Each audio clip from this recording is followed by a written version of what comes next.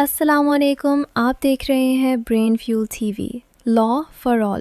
آج کا موضوع دفعہ 503، ایک لفظ دھمکی۔ یہ دھمکی جسمانی ہو، مالی ہو، عزت کی ہو یا جذباتی، اگر اس کے پیچھے نقصان کی نیت چھپی ہے تو قانون فوراً اسے جرم قرار دیتا ہے۔ دھمکی کبھی صرف آواز نہیں ہوتی، یہ ایک خوف ہوتا ہے جو انسان کی روزمرہ زندگی بدل دیتا ہے۔ قانون اسی خوف کو روکنے کے لیے دفعہ 503 پیش کرتا ہے۔ یہ دفعہ کہتی ہے، جو نقصان کی نیت سے ڈراتا ہے وہ نقصان کرنے والے کے برابر ہے۔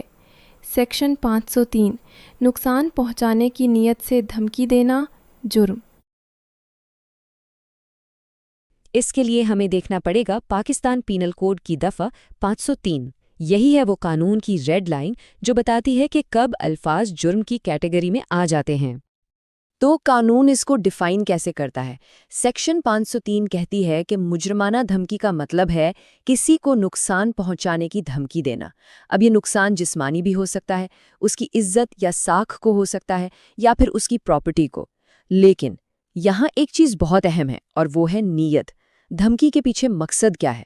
مقصد یہ ہو کہ سامنے والے کو ڈرایا جائے یا اس سے کوئی ایسا کام کروایا جائے جو وہ قانونی طور پر کرنے کا پابند نہیں ہے۔ اس کو اور آسان کرتے ہیں، سمجھ لیں کہ اس جرم کے 3 اہم اجزاء ہیں۔ پہلا، ایک واضح دھمکی ہونی چاہیے۔ دوسرا، نیت یعنی ڈر پیدا کرنے کا ارادہ۔ اور تیسرا، ایک غیر قانونی مقصد۔ جب یہ تینوں چیزیں ایک ساتھ آتی ہیں تو بس یہ بن گیا مجرمانہ دھمکی کا جرم۔ ٹھیک ہے، تو تھیوری تو ہم نے سمجھ لی، اب دیکھتے ہیں کہ حقیقی زندگی میں عملی طور پر یہ قانون کیسے کام کرتا ہے۔ یہاں دیکھیں، یہ چیز واقعی بہت دلچسپ ہے کہ یہ قانون کتنا وسیع ہے۔ ایک طرف مالک مکان والا کیس ہے جہاں جسمانی نقصان کی دھمکی دی جا رہی ہے، لیکن دوسری طرف دیکھیں، ایک ہم جماعت دوسرے کو اس کا کوئی راز فاش کرنے کی دھمکی دے رہا ہے تاکہ وہ امتحان میں نقل کروا دے۔ اب دونوں کیسز میں دھمکی کا ہتھیار الگ ہے، ایک طرف جسم کو چوٹ کا ڈر ہے، دوسری طرف عزت جانے کا، لیکن قانون کی نظر میں جرم ایک ہی ہے، مجرمانہ دھمکی۔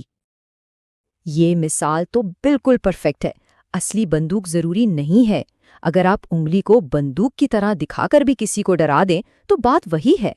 قانون یہ نہیں دیکھتا کہ اصل نقصان ہوا یا نہیں، قانون یہ دیکھتا ہے کیا ڈر پیدا ہوا، وہ ڈر پیدا کرنا ہی اصل جرم ہے۔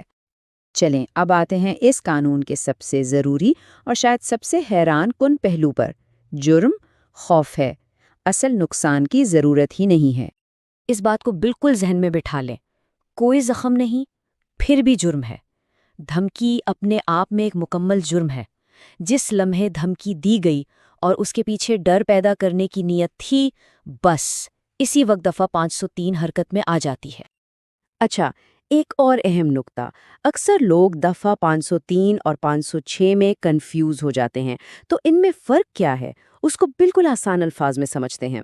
دفعہ 503 جرم کو ڈیفائن کرتی ہے، وہ بتاتی ہے کہ جرم کیا ہے، اور دفعہ 506 اس جرم کی سزا بتاتی ہے۔ تو 503 کیا ہے اور 506 تو کیا ہوگا ہے۔ ٹھیک ہے، تو کافی کچھ کور کر لیا ہم نے۔ چلے اب آخر میں کچھ آسان سے طریقے دیکھتے ہیں جن سے دفعہ 503 کے اہم نکات ہمیشہ یاد رکھے جا سکتے ہیں۔ اسے یاد رکھنے کا ایک زبردست طریقہ ہے یہ لفظ THREAT۔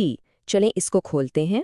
T ہے ٹیررائز کے لیے یعنی دہشت پیدا کرنا، H ہے ہارم کے لیے یعنی نقصان کی دھمکی، R ہے رائٹ یعنی کسی کے آزادانہ کام کرنے کے حق کو چھیننا، E ہے ایکسٹارٹ یعنی زبردستی کچھ حاصل کرنا، A ہے الارم یعنی خوفزدہ کرنا، اور آخری T ہے ٹیکٹک یعنی کہ یہ سب ایک سوچی سمجھی حکمت عملی کا حصہ ہے۔ دوسرا یاد رکھنے کا نکتہ بہت سادہ ہے، خوف برابر ہے طاقت کے۔ جب کوئی اپنے الفاظ سے ڈر پیدا کرتا ہے تو قانون کہتا ہے کہ یہ طاقت کا غلط استعمال ہے۔ یہاں الفاظ صرف الفاظ نہیں رہتے، وہ زبردستی کا ایک ذریعہ بن جاتے ہیں۔ اور آخری چیز جو یاد رکھنی ہے وہ یہ ہے، الفاظ جو پابند کرتے ہیں۔ مجرمانہ دھمکی بنیادی طور پر ایسے الفاظ ہیں جو کسی کی آزاد مرضی کو قید کر لیتے ہیں، اس کے فیصلوں کو کنٹرول کرتے ہیں، اور قانون کا کام اسی آزادی کی حفاظت کرنا ہے۔ تو اس ساری گفتگو کا نچوڑ یہ ہے، کہ قانون صرف جسمانی چوٹ کو نہیں دیکھتا، وہ الفاظ سے پیدا ہونے والے ڈر کے وزن کو بھی ماپتا ہے۔ اور یہ چیز ہمیں ایک بہت گہرے سوال پر چھوڑ جاتی ہے کہ اس دنیا میں جہاں ہر روز اربوں الفاظ استعمال ہوتے ہیں، ہم خوف کے اصل وزن کو آخر ناپتے کیسے ہیں؟